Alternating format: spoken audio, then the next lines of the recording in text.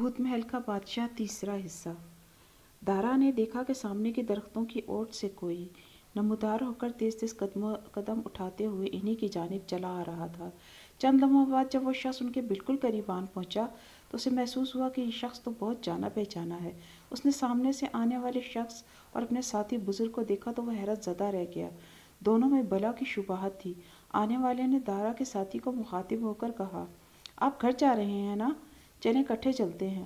दारा को उलझन में देखकर इसके पिछले साथी ने बताया कि ये मेरा जुड़वां भाई है। दारा ने यह सुनकर इत्मीनान की सांस ली और बोला, ओह अच्छा, ये तो और भी अच्छी बात है। हम 3 हो गए और अब रास्ता काटना भी आसान हो जाएगा।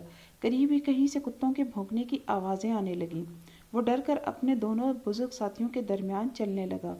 दारा सोच रहा था न जाने अब कितना रास्ता बाकी है। वो खामोशी से चलते जा रहे थे। अजीब बात यह थी कि कितने ही जानवर, लोमड़ी, गीदड़, कुत्ते वगैरह उनके रास्ते में आए और खामोशी से रास्ता बदल कर चले गए। दारा इन बुजुर्ग साथियों की मौजूदगी में खुद को हर किस्म के ख़तरे से बिल्कुल महफूज महसूस कर रहा था। बाद में आने वाले बुजुर्ग साथी ने दारा से उसका तारुफ पूछा तो दारा ने उसे वो तमाम अजीब व गरीब वाक़या सुना दिए जो उसे अपने साथ भग्गी से सफ़र में पेश आया था। उसने बताया कि किस तरह से वो भग्गी से फ़रार होने में कामयाब हुआ और अब वो जल्द अज जल्द जंगल पार करके अपने घर पहुंच जाएगा। उसने अहद कर लिया था कि अब वो दोबारा कभी अपने घर से इतनी दूर खेलने के लिए नहीं जाएगा। वो दरख्तों के झुंड के पास से गुजर रहे थे कि यकदम एक घने दरख्त से किसी ने ज़मीन पर छलांग लगाई और इनके सामने आन खड़ा हुआ और बोला, मैं आपका कितनी देर से इंतज़ार कर रहा था।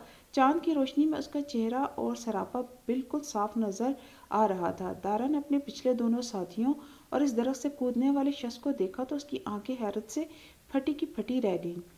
ये शख्स भी दारा के दोनों साथियों का बिल्कुल हमशक्ल था। इसकी हैरत और परेशानी को भांप कर पहला वाला साथी बोला, यह हमारे तीसरे भाई हैं और हमसे 10 साल बड़े हैं।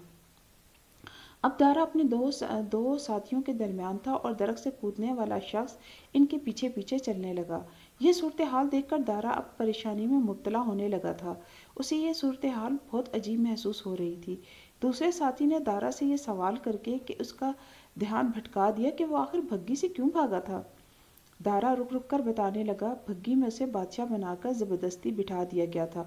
उसने बारहा उन्हें ये बताया कि वो बादशाह नहीं है, मगर उसकी किसी बात पर किसी ने यकीन ही नहीं किया, लिहाजा उसे भग्गी से छलांग लगाकर फरार होना पड़ा। मुझे यकीन है कि आप बादशाह हैं। पीछे पीछे आने वाले तीसरे हमशक्ल बूढ़े शख्स ने जब ये कहा तो दारा के औसान खता हो गए। वो दम साधे और बगैर कुछ कहे उनके साथ साथ चलता रहा। सुनसान जंगल में इनके कदमों से ज़मीन पर गिरे खुश्क पत्तों की चरचराहट उभर रही थी। कहीं कहीं से गीदड़ों के बोलने की आवाज़ें सुनाई दे रही थीं। दारा किसी मिट्टी के पुतले की मानिंद अंदेशों से भरे ख्यालात में गुम कदम उठाता जाता। वो गुत्थियाँ सुलझाना चाहता था मगर उसे किसी बात का सिरा नहीं मिल रहा था। वो नहीं जानता था कि अब क्या होगा। अलबत्ता जंगल ख़त्म हो जाए तो वह जल्द अज जल्द अपने घर जाकर सुकून का सांस लेगा।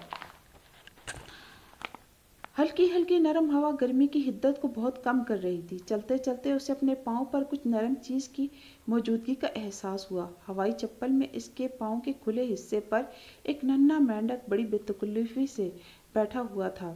दारा ने उसे हटाने के लिए अपने पाँव को ज़ोर ज़ोर से झटका मगर उसके पाँव के साथ इस तरह चिपका हुआ था गोया वो इसका हिस्सा हो। वो इसी उलझन में चलता जा रहा था और बार बार पाँव झटकता रहा मगर मेंढक को हटाने में नाकाम रहा।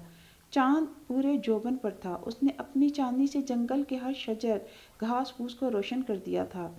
अब वो एक ऐसे तालाब तक पहुंच चुके थे जिसके किनारे मौजूद घने दरख्त की लचकदार टहनियाँ इसके जामिद पानी को छू रही थी। तालाब में जा बजा चांदनी में डूबे कमल के खिले हुए फूल पुरस्रार कशिश का बायस बन रहे थे। जहनी तौर पर उलझे हुए दारा के सामने एक और हैरत अंगेज मंजर ने इसके पांव ज़मीन से जकड़ दिए। जो ही दारा अपने हमराहियों के समेत तालाब किनारे पहुंचा तो इसने देखा एक ऊंचे पत्थर पे एक जलपरी जिसके जिस्म का निचला हिस्सा मछली के धड़ जैसा था किसी मुजस्मे की मानंद सांस रोके बैठी थी। देखते ही देखते वो फिसल कर ज़मीन पर आ गई और फिर एक बूढ़े शख्स की सूरत इख्तियार कर ली जो दारा के 3 साथियों का अक्स था। दारा हमन्नक बना कभी एक को और कभी अपने दूसरे साथियों को देखता। चौथा शख्स दारा से निहायत अदब से मुखातिब हुआ, खुश आमदीद बादशाह सलामत, आपकी आमद का बहुत शुक्रिया।